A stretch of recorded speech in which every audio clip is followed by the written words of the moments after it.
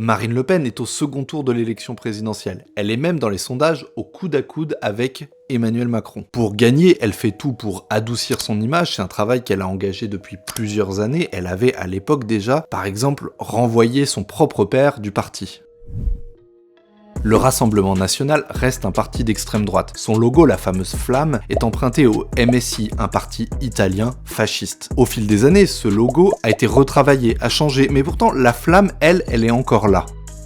L'entourage de Marine Le Pen, c'est un peu pareil. Il y a des nouveaux visages, il a été retravaillé, et pourtant, les plus radicaux sont eux aussi encore là. Il y a par exemple ces deux conseillers de l'ombre, Frédéric Chatillon et Axel Lousteau.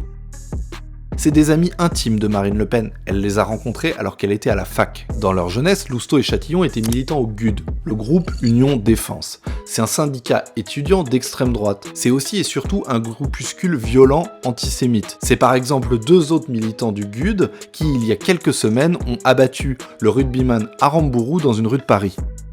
Une femme est déjà mise en examen pour complicité et aujourd'hui, ce sont les deux autres, des figures de l'ultra-droite qui ont été interpellées, notamment Loïc Le Priol, l'homme qui aurait tiré. Dans cette campagne, Frédéric Chatillon travaille à la communication numérique de Marine Le Pen. Il a été présent dans chacune des campagnes nationales de Marine Le Pen. En 2012 déjà, il s'occupe de la communication, mais il est aussi en arrière-plan responsable du volet financier. D'ailleurs, il va y avoir magouille. Frédéric Chatillon, Axel Lousteau, le Front National vont être mis en examen pour avoir mis en place une sorte d'escroquerie. Le parti de Marine Le Pen se voit reprocher d'éventuels montages frauduleux qui auraient permis de financer leur communication électorale de 2012 à 2015. Dans cette affaire, sur le banc des accusés, on retrouve un vieux briscard du Front National, Jean-François Jalc. Il est au parti depuis 1974. C'est un cadre du parti.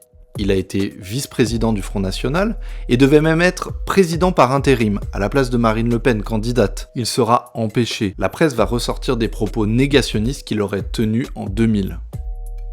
Jean-François Jalc n'est pas le seul vieux grognard toujours présent dans les instances dirigeantes du Rassemblement National. Bruno Gollnisch est lui aussi encore membre du bureau national du parti, dont il avait un temps brigué la présidence. C'est un vieux compagnon de route de Jean-Marie Le Pen.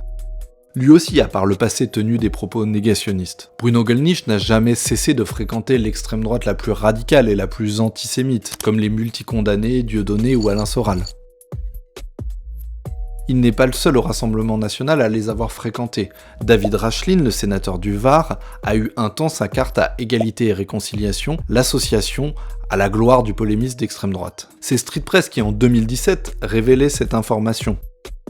David Rachlin n'avait pas du tout apprécié, et c'est sans doute pour ça que, à l'époque, nous étions interdits d'accès au QG de campagne de Marine Le Pen. Une dizaine de médias se sont vus refuser leur accréditation, je vais vous les citer quand même, ils sont assez nombreux. Street Press, Mediapart, Rue 89, Charlie Hebdo, BuzzFeed, Les Jours, Quotidien, Explicit, Politis, Brut, Le Bondi Blog.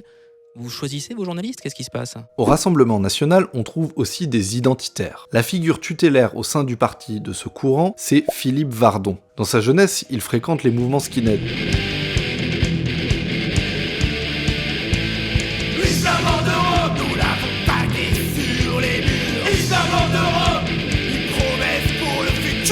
Mais c'était surtout l'un des cadres du bloc identitaire, qui plus tard deviendra Génération Identitaire. Les identitaires sont les défenseurs les plus ardents de la théorie du grand remplacement popularisée par Renaud Camus. C'est une théorie fumeuse et conspirationniste qui consiste à dire qu'il y a une volonté chez certaines élites de remplacer la population française qui serait blanche et chrétienne par une nouvelle population à majorité musulmane. Au premier tour, beaucoup des identitaires comme Damien Rieu ou Thaïs Descuffon soutenaient Éric Zemmour. Mais dans cet entre-deux tours, ils appellent à voter Marine Le Pen. Et ils ne sont pas les seuls, c'est l'immense majorité des radicaux qui se rallient à elle. Ils savent que dans son programme, on retrouve certains marqueurs de l'extrême droite, comme la priorité nationale ou la lutte contre l'immigration. C'est pour ça que le néofasciste Daniel Conversano, ou le Parti de la France qui regroupe de nombreux skinheads, et même certains néo-nazis du Blood and Honor appellent à faire barrage à Emmanuel Macron en votant Marine Le Pen. Et demain, si elle arrive au pouvoir, ils seront toujours là d'une manière ou d'une autre. Merci de nous avoir suivis jusqu'au bout, abonnez-vous et activez la cloche.